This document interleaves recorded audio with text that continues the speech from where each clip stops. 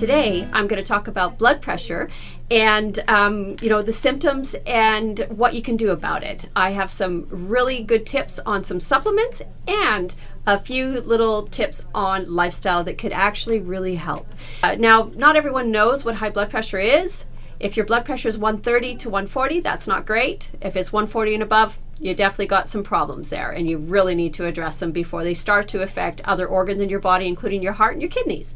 So the first thing I would recommend is to first find out what your blood pressure is at. You might have some of those symptoms of a pounding chest, a headache, blurred vision.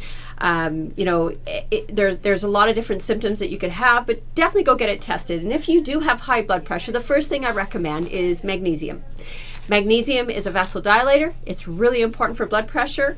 I think that everyone is depleted in magnesium in today's world. And so if you do have high blood pressure on the high side, this is a mineral I recommend taking 2 to 3 times a day. I've seen my father, who had very high blood pressure in a hospital, hooked up to a heart monitor, literally drop his blood pressure from 175 to 125 in 10 minutes of doing magnesium, a liquid magnesium. So it does work.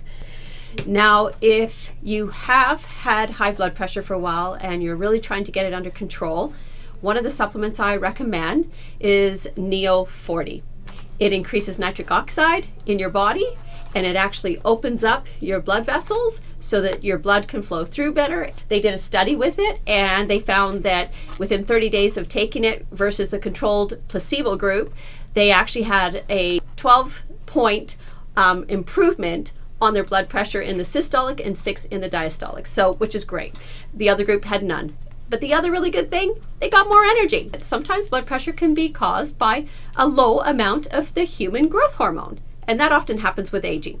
So we have a wonderful product called HGH. It's a blend of a bunch of amino acids that help improve your human growth hormone, and hopefully through that pathway will improve your blood pressure and your vitality and your all over energy.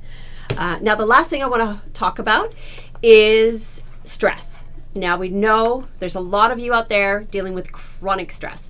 And one of the things that I love for helping anyone with stress is Rhodiola. This is one grown in Canada.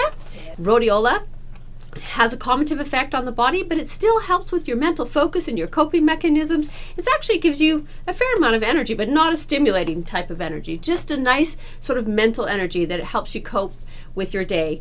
But make sure you do other things that you can to help with stress, like exercise or, downtime with reading a book or watching your favorite program. Whatever it is, do something that helps you feel that little bit more calm. Now, I can't go without saying that there is some things that you should do with regards to your diet. Lowering your sodium is really important, and eliminating all red meat. I'm afraid that red meat is really bad for high blood pressure, and because it's also really high in saturated fat, it can really aggravate cardiovascular disease. So exercising regularly is really important too, and hopefully if you've got all the energy from the Neo 40 and the HGH and the Rhodiola, you'll have plenty of energy to exercise. And I hope those tips help. Sarah will be on next with part 3 of our Heart Month, and that's to do with cholesterol. Thank you for watching.